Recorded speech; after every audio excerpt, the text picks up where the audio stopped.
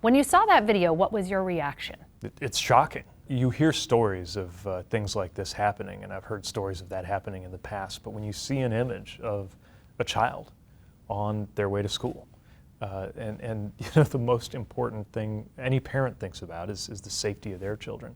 I think about it just the way I felt when I saw that image, and then I imagine if I was that child's parent, seeing them clambering over or under a train in order to get to school.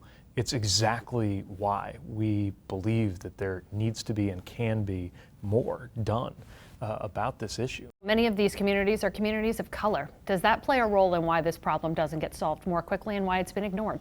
I think these are communities that are more likely to have experienced disinvestment over the years. And what that means is people, including sometimes children, have fewer alternatives. And we're doing a lot to address that in our generation with the funding that we have in the infrastructure bill. But there's no question that you see more exposure to these kinds of dangers and issues.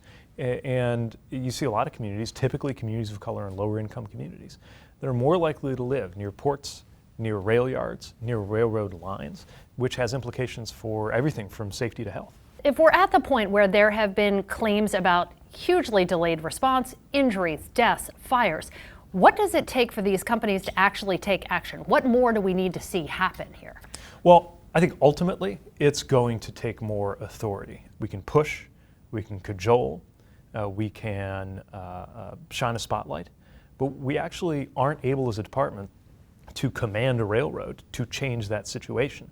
And I think that's something that we need to work with Congress on right now. How much does you applying pressure change things in this situation, specifically when it comes to blocked crossings? I think public pressure and transparency can make a big difference. Again, it's not the same as being authorized to require certain standards for block crossings, but it's the next best thing. If there's one thing I've learned in this job, in any area of transportation, such as airlines, it's that sometimes you can get as much done more quickly through public pressure as you can through rulemaking, and it's important to do both at the same time. As you well know, as many communities know, the railroads have been resistant to change. They sort of have this "we were here first" attitude.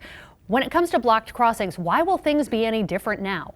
Well, right now I think there's a moment where the public is more aware of things that have been happening for a very long time, whether we're talking about block crossings or whether we're talking about derailments. And I think that creates a moment that should compel the railroad companies to be more responsive than they've been in the past. Any moment that the public attention starts to fade, the railroads are then once again in a position to assert themselves in Washington and to ignore some of the phone calls they're getting in the communities. You're the Secretary of Transportation, you oversee the FRA, but in this situation, they're kind of a toothless agency. How does that make you feel? Do you feel a bit powerless? Well, it's always frustrating when you see behavior by a company and you're a regulator and you can't just grab them by the collar and say, stop it. Having said that, one of the things I've found is that you can pick up the phone, you can send people out on the ground, and you can get results. It's not as good as having the formal authority, which is why we want more. But it is something that we have public servants here at the Federal Rail Administration across this department who have been very creative, especially in the last couple of years, whether we're dealing with airlines or whether we're dealing with railroads, at taking the authorities we do have and things that maybe aren't a formal power, but are a means to get change, a means to get our phone calls returned, and use that to do some good.